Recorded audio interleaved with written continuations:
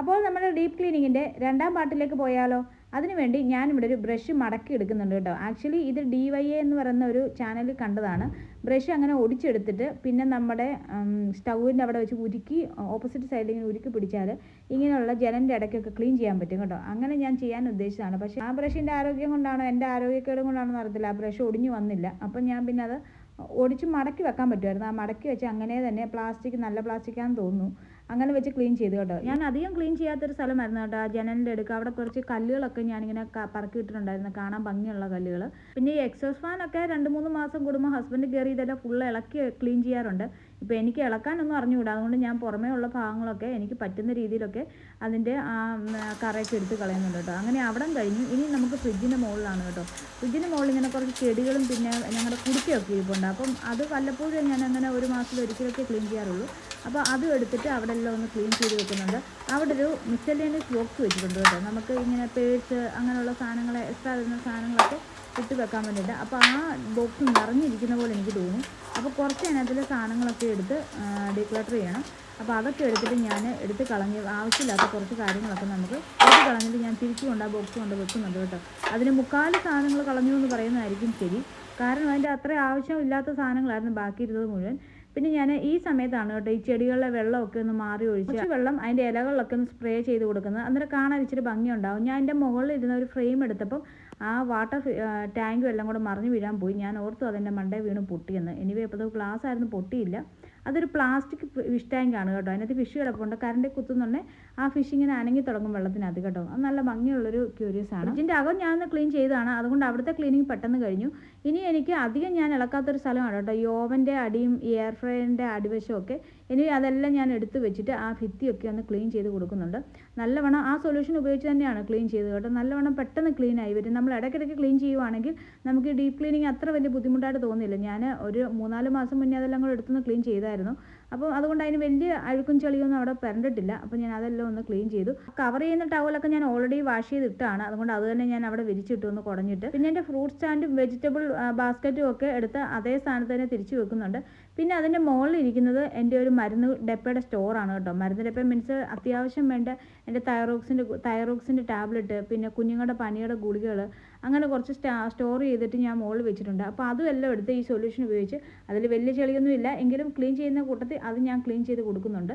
എന്നിട്ട് അതെല്ലാം തിരിച്ച് ആവശ്യമില്ലാത്ത കുറച്ച് മരുന്നുകളൊക്കെ എടുത്ത് കളഞ്ഞിട്ട് ആവശ്യമുള്ളത് മാത്രം അവിടെ അറേഞ്ച് ചെയ്ത് വെക്കുന്നുണ്ട് കേട്ടോ. ഈ ഫ്രൂട്ട് സ്റ്റാൻഡ് ഞാൻ തെമൂന്ന് വാങ്ങിച്ചതാണ്. ഞാൻ തെമൂന്ന് വാങ്ങിച്ചതിൽ എനിക്ക് ഏറ്റവും ഉപകാരപ്പെട്ടെന്ന് തോന്നുന്ന ഒരു സ്റ്റാൻഡാണ് കേട്ടോ ഇത്. പക്ഷേ ഇതിന് ഇച്ചിരി വലിപ്പം ഞാൻ പ്രതീക്ഷിച്ചിരുന്നു, അത്രമാത്രം വലിപ്പം ഇല്ലായിരുന്നു. എങ്കിലും അത്യാവശ്യം ഫ്രൂട്ട്സ് ഒക്കെ അതിനകത്ത്. അപ്പോൾ കിച്ചൻ്റെ ഏകദേശം ഭാഗങ്ങളൊക്കെ ക്ലീൻ ചെയ്ത് കഴിഞ്ഞു കേട്ടോ. കിച്ചൻ്റെ സ്വിച്ച് ബോർഡും ഒക്കെ കഴിഞ്ഞു. ഇനി നമുക്ക് ഫ്രണ്ട് വശത്തെ കുറച്ച് സ്വിച്ച് ബോർഡ് ഒന്ന് ക്ലീൻ ചെയ്യാനുണ്ട്. അവിടെയും കൂടെ ഒന്ന് പോയി ക്ലീൻ ചെയ്യണം. പിന്നെ ഈ ഫ്രിഡ്ജിൻ്റെ അവിടുത്തെ സ്വിച്ച് ബോർഡും ഉണ്ടായിരുന്നു. ആ സൊല്യൂഷൻ ഉപയോഗിച്ച് ഒന്ന് ക്ലീൻ ചെയ്തോണ്ടേ എനിക്ക് പിന്നെ ഭയങ്കര ആവേശമായി പോയി കേട്ടോ. സ്വിച്ച് ബോർഡ് ക്ലീൻ ചെയ്യാൻ നല്ലവണ്ണം ചെളി പോകുന്നുണ്ടായിരുന്നു. പുറത്തെ സ്വിച്ച് ബോർഡൊക്കെ അത് കഴിഞ്ഞ് ഞാൻ പോയി ക്ലീൻ ചെയ്തിട്ടുണ്ടായിരുന്നു. പിന്നെ ആ ഫാനിൻ്റെ റെഗുലേറ്ററിലൊക്കെ കുഞ്ഞുങ്ങൾ പിടിച്ച് തിരിച്ച് അതിൻ്റെ അകത്തൊക്കെ ചെളി കയറിയിരിക്കുമല്ലോ, അതൊക്കെ നല്ലോണം പോയിട്ടുണ്ടായിരുന്നു ഉപയോഗിച്ച്. ഇത് ഞാൻ ആ AC റിമോട്ട് വരെ ഇത് ഉപയോഗിച്ചാണ് തുടച്ചത് കേട്ടോ.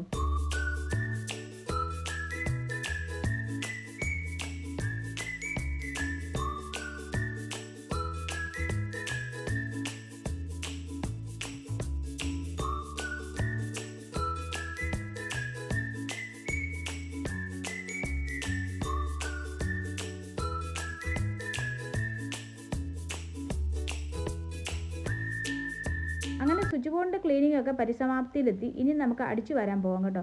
അപ്പോൾ ആദ്യം അടിച്ചു വരാമെന്ന് വിചാരിച്ച് ഇനിയും ഡീപ്പ് ക്ലീനിങ് ഇനിയും തുടയ്ക്കൊന്നും ചെയ്യുന്നില്ല. അപ്പോൾ അടിച്ചു വാരി ഇട്ടിട്ട് ഡീപ്പ് ക്ലീൻ ചെയ്യുന്ന ദിവസം തുടയ്ക്കാമെന്ന് വിചാരിച്ച് ഞാൻ അടിച്ചു വാരി കേട്ടോ. അടിച്ചു വാരി കഴിഞ്ഞാൽ എനിക്ക് ബോധമുണ്ട്, എന്തായാലും വേർത്ത് കുളിച്ചു, ഇനി എന്തായാലും അങ്ങ് ക്ലീനിങ് കൂടെ ചെയ്ത് കളയാമെന്ന് വിചാരിച്ചു. അങ്ങനെ അവസാനം ഞാൻ തൂത്തുവാരി ഞാൻ ഇത് സാധനങ്ങളെല്ലാം എടുത്ത് തിരിച്ചു വെച്ചിട്ട് ലാസ്റ്റ് പരിക്കാവ് മുഴുവൻ കഴുകിയെടുത്തു. ക്ലീനിങ്ങിൻ്റെ ബാധ കയറിയാൽ നിങ്ങൾ വിചാരിക്കും, പക്ഷേ അപ്പം ഞാൻ എന്താ ഓർക്കുന്നറിയോ, നാളെ ആ ദിവസം വെറുതെ ഇരിക്കാമല്ലോ എന്ന് വിചാരിച്ചിട്ടാണ് കേട്ടോ ക്ലീൻ ചെയ്യുന്നത്. അപ്പോൾ ആ ചെടിയുടെ വെള്ളമൊക്കെ ഞാൻ എടുത്ത് ചേഞ്ച് ചെയ്ത് കൊടുത്തിട്ടുണ്ടായിരുന്നു.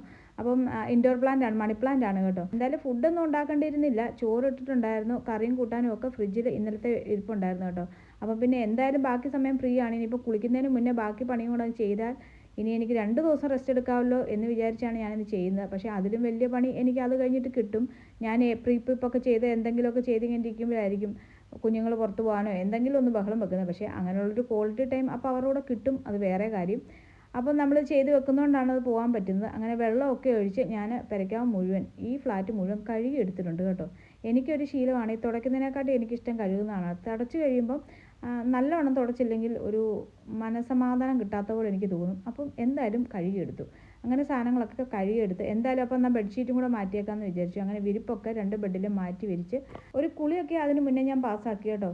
അങ്ങനെ തലയൊക്കെ നനച്ച് നല്ലൊരു കുളിയൊക്കെ പാസ്സായി ഈ ബെഡ്ഷീറ്റൊക്കെ മാറ്റി വിരിച്ച് അതിലൊരു ബുക്കുമായിട്ട് വന്ന് കിടക്കുമ്പോൾ കിട്ടുന്ന ആശ്വാസം എൻ്റെ മക്കളെ പറഞ്ഞറിയിക്കാൻ വയ്യാത്തതാണ് കേട്ടോ. അങ്ങനെ ഒരു ആശ്വാസമാണ് നിങ്ങൾ എൻ്റെ മുഖത്തിപ്പം കണ്ടുകൊണ്ടിരിക്കുന്നത്. ഒരു 10 മിനിറ്റ് ഞാൻ ഒരു ബുക്കൊക്കെ വായിച്ച് അവിടെ കിടന്ന് കുറച്ച് നേരം. അത് കഴിഞ്ഞിട്ട് കേട്ടോ വൈകുന്നേരം ആയപ്പോഴത്തേന് ചായ ഇടാൻ സമയമായപ്പോഴത്തേന് കുന്തിരിക്കയൊക്കെ ഇച്ചിരി പുകച്ചു. അപ്പം മുറിക്കകത്തെല്ലാം ഒരു കുന്തിരിക്കൊക്കെ പുകച്ചപ്പോഴത്തേന് എന്തോ ഒരു സമാധാനം ഒരു മണവും ഒക്കെ വന്ന പോലെ എനിക്കിങ്ങനെ തോന്നി. ക്ലീനിങ് കഴിയുമ്പോൾ നമുക്കങ്ങനെ തോന്നും. എല്ലാം കഴിഞ്ഞ് ഈ ക്ലീനായ റൂമൊക്കെ ഇങ്ങനെ കണ്ട് രസിച്ച് ഒരു കപ്പ് ചായയുമായിട്ട് ഇങ്ങനെ വന്നിരിക്കുമ്പോൾ കിട്ടുന്ന ഒരു സുഖം അമ്പ. അപ്പോൾ ആർക്കെങ്കിലും ഇത് കണ്ടിട്ട് മോട്ടിവേഷനൊക്കെ തോന്നിയെങ്കിൽ ഞാൻ കൃതാർത്ഥയായി. അത്രേ ഉള്ളൂ ഇന്നത്തെ വീഡിയോ. Bye bye.